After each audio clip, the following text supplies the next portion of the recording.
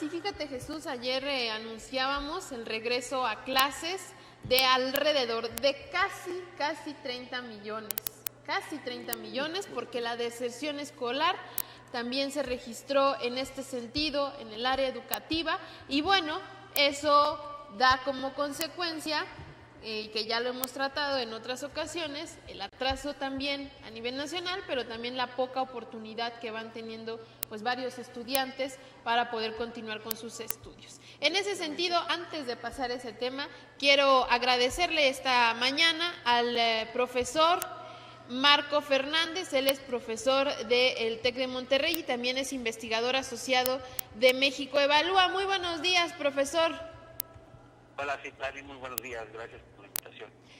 Pues empezando primero por lo que se presentó ayer, profesor, que es este protocolo de regreso a clases, pero solo para los estados que se encuentran ya en semáforo rojo, que son varios puntos, perdón, en semáforo verde, perdón, corrijo, que son varios puntos que sí, pues como en otras ocasiones lo ha hecho el gobierno federal, pues muy bonito y lo que se quiera decir, pero siendo realistas no se va a poder, y sobre todo en estos estados que concentran alta marginación, poder llevar a cabo. ¿Es esto correcto o cuál es su opinión, profesor? Mira, yo el día de ayer cuando se hizo el anuncio en este reinicio de clases para la segunda parte de este ciclo escolar 2021, pues la verdad yo escuché un optimismo pues poco justificado por parte de la autoridad educativa federal al anunciar no solo este protocolo, sino dónde estamos y cuáles son los retos que enfrenta el sistema educativo. ¿Por qué hablo de un optimismo poco justificado? Por un lado, la autoridad, el aún secretario de Educación Pública Federal, Esteban Moctezuma, destacó que, por ejemplo, el sistema educativo tenía distintos retos, ¿no? Incluso puso una serie de láminas de PowerPoint en su presentación. Decía, por ejemplo, necesitamos remediar el abandono escolar y disminuir el rezago educativo. Solo que a estas alturas del partido, a la mitad del ciclo escolar, no nos han informado cuál es el tamaño de la dimensión del abandono escolar, ni mucho menos cuál es una medida que pueda apuntar sobre el rezago educativo que está causando el estar teniendo las clases a la distancia debido a las condiciones de salud por la pandemia. Esto no es una cuestión menor. De entrada, porque cuando terminamos el ciclo escolar anterior, también a la distancia, sabíamos que empezaban a observarse señales de preocupación de personas, de niñas, niños, de jóvenes que por distintas razones, no solamente económicas, sino también pues porque no veían que estuvieran aprendiendo por falta de interés o por situaciones de salud, etcétera, estaban no continuando sus estudios educativos. ¿Okay? Luego, no podemos saber, y eso me parece gravísimo, que no tenemos idea de cuál está siendo el impacto en el rezago educativo.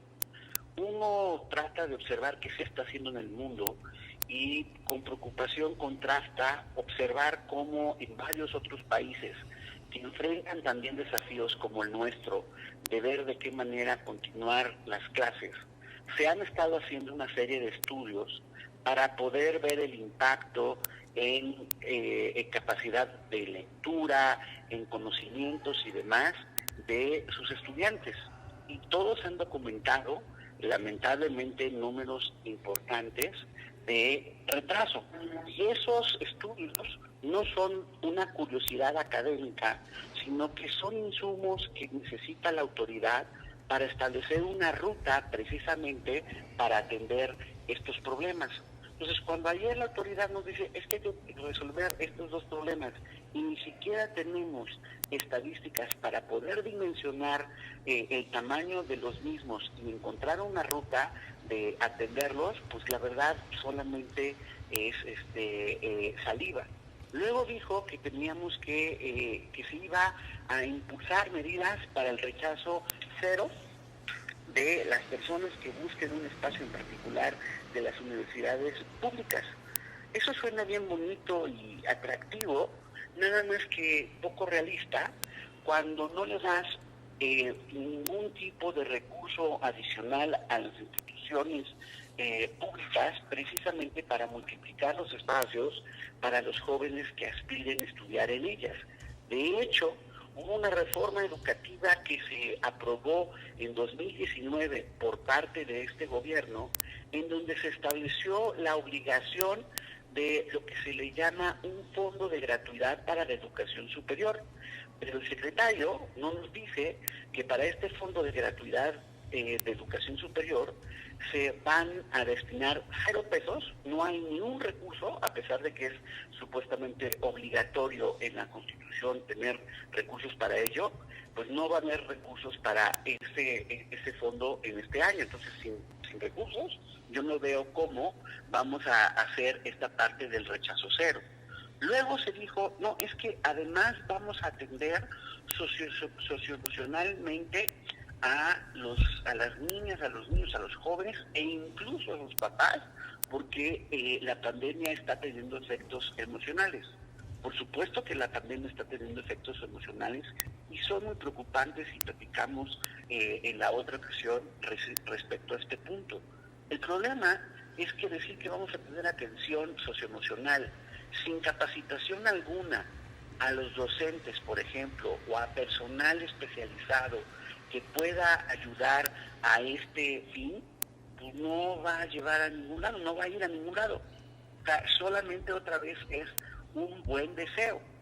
Finalmente también nos hablan de que, bueno, se está mejorando la infraestructura y se habló del denominado programa La Escuela es Nuestra. Bueno, este programa que ha hasta ahorita beneficiado a 50,000 escuelas, una de sus características es su opacidad. No dan cuenta de cuáles son las escuelas, cuáles son las obras, si realmente ya se dieron capacidad para dotar de agua potable y demás a estos planteles que están atendidos por la Escuela es Nuestra. Esto se vuelve relevante justo por el otro pedazo de la exposición del secretario, porque cuando habla que en los estados que están en semáforo verde vamos a empezar a reiniciar clases presenciales, estos estados llevan más de 3 meses en verde y no ha habido un solo dedo que se mueva para tener algún tipo de presencialidad en estos planteles. Y dentro de las tantas resistencias por parte de muchas comunidades educativas en estos estados, tiene que ver precisamente que no tienen ni siquiera las condiciones mínimas para el acceso al agua potable y demás condiciones de sanidad. Entonces, cuando el secretario de manera triunfalista nos dice hacia el final de su exposición ayer que ya está lista la escuela en nuestro país para una educación mixta, es decir, que combine la parte de presencial con la distancia, pues la verdad eso solamente ocurre en el imaginario del funcionario, porque no está lista. O sea, de hecho, incluso para tratar de argumentar su optimismo, yo otra vez, como lo hizo un comunicado de prensa hace una semana, referencia otra vez a una encuesta, entre comillas, o supuesta encuesta, que se levantó entre docentes y asesores técnico-pedagógicos y otras figuras de la comunidad educativa. ¿Por qué digo supuesta encuesta? Porque en ningún lado de la página de la Secretaría de Educación dan a conocer el documento de los resultados de esta encuesta y mucho menos cómo se levantó. Dicen, es que cuando tratamos de hacer la crítica constructiva de este asunto, Dicen, no, es que ya vamos a subir el documento. A ver, llevan más de 7 días presumiendo una encuesta en la que supuestamente los docentes califican súper bien a la estrategia de Aprende en Casa. Solo el 30% dice que hay alguna cuestión que mejorar. Todos dicen que tienen contacto con sus alumnos y, perdón, pero la encuesta, esa sí encuesta, con representatividad estadística nacional de padres y madres de familia de escuelas públicas, que se levantó a finales de octubre y se dio a conocer en noviembre, en un esfuerzo entre el TEC de Monterrey y el periódico Reforma, ahí los propios padres de familia, dentro de las tantas cosas que nos dijeron, fue 7 de cada 10 que a sus hijos no les gustan las clases que se transmiten en televisión, lejos del optimismo de Moctezuma, y peor, que cuando había dudas para tratar de resolver las tareas que les dejan sus docentes, solamente 20%, 16% para ser exactos, han podido tener el apoyo de los propios maestros. Los demás lo han estado tratando de resolver de manera directa con sus hijos. Entonces, este optimismo desbordado, no documentado, no sabemos ni siquiera los datos si son representativos y demás, contrasta con la realidad preocupante de lo que está teniendo el sistema educativo en nuestro país.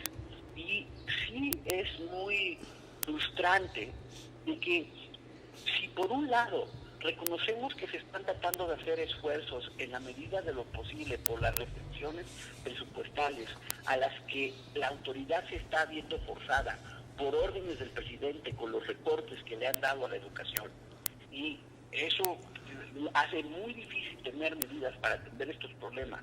Pero por el otro lado, a pesar de que se están haciendo algunos esfuerzos, la autoridad no tiene capacidad para reconocer realmente muchas de las limitaciones y ver de qué manera vamos a abordarlas para tener mejores resultados educativos, pues entonces no vamos a ir muy lejos, compañeros.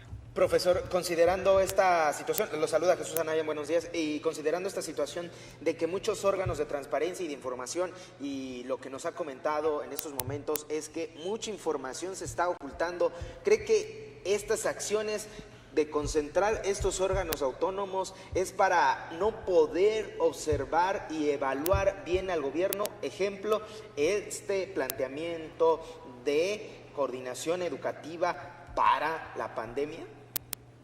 Mira, yo creo que Jesús es una buena referencia al tema de la propuesta a través del presidente, en este sentido de quitar a los organismos autónomos, dentro de ellos el de acceso a la información, porque justo retrata que la contradicción entre la mentira del presidente y la realidad. Y es mentira, porque según él, pues el que nada debe, nada teme, y ellos dan toda la transparencia de las acciones del gobierno. Eso no es cierto. En el sector educativo, que es uno de los sistemas que yo estudio, la abundancia de información que se resisten a transparentar es mayúscula. No tenemos datos, no solo del abandono, no tenemos datos del rezago, no tenemos datos de los programas de abandono escolar, no tenemos datos sobre los beneficiarios de las famosas becas que se otorgan, no tenemos datos, por ejemplo, para poder saber si la autoridad tiene ya un cálculo exacto del universo de 1.250.000 docentes de educación básica, cuáles por su edad o por alguna enfermedad crónico-degenerativa están en zona de riesgo para no ser afectados en un potencial regreso de clases presenciales. Y me puedo seguir con la lista. Entonces, y esto no es otra vez para las mamás, para los papás que nos están escuchando, esto no es de que alguna persona, algún académico, alguien de la sociedad civil pregunta esta información por curioso. No, si nosotros queremos tratar de atender el problema educativo mayúsculo que estamos enfrentando, lo que necesitamos en primera instancia es información. información fidedigna que permita poder establecer entonces una ruta para establecer remedios a esta problemática que estamos enfrentando como sociedad. Y tanta resistencia, y al mismo tiempo decir, no, que las cosas están súper bien, ya estamos súper listos para la educación mixta y demás, pues solo retrata pues una realidad paralela en la que vive la autoridad.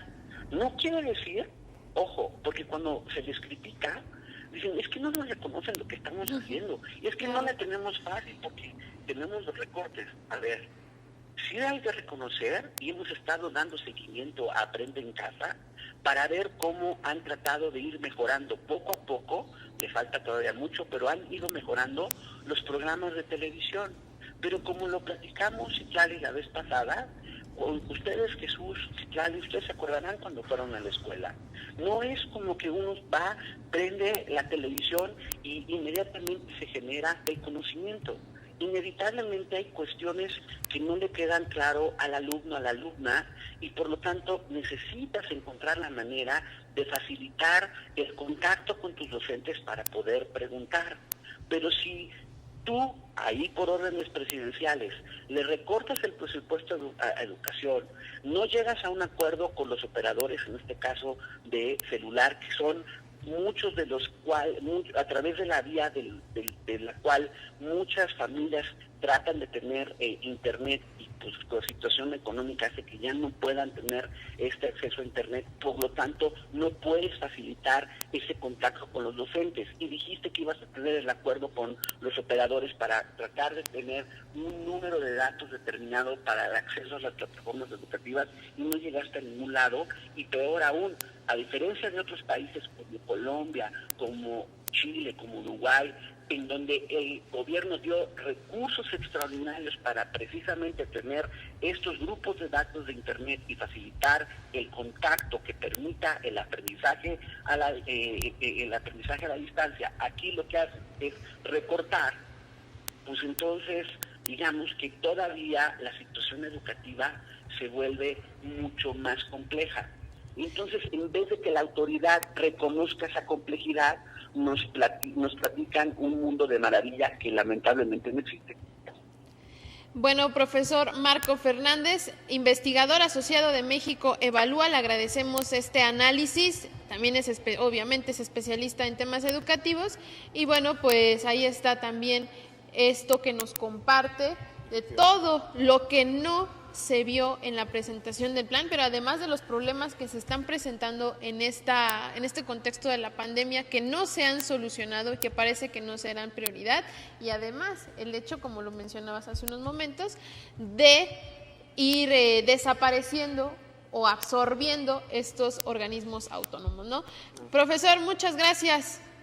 Muchísimas gracias, como siempre, por el espacio, y en verdad no dejen el tema educativo. No nos podemos resignar a que el Titanic se hunda y nadie haga nada. Por eso es importante estar exigiendo a la autoridad a que dé cuenta, a que realmente habla con la verdad, para tratar, todos estamos en el mismo barco, ver de qué manera lo enderezamos y tratamos de contener los efectos negativos de la pandemia. De lo contrario, el estar inermes o estar resignados a que se hunde este Titanic educativo va a tener enormes costos para la sociedad, y pareciera que no termina de caernos el 20 a nosotros en conjunto como sociedad de lo que está en peligro en estos momentos. Claro que sí, profesor, obviamente lo contactaremos, si usted nos lo permite, en próximos emisiones para tratar temas educativos. Muchas gracias, profesor Marco Fernández. Muchas gracias, que tengan un buen día.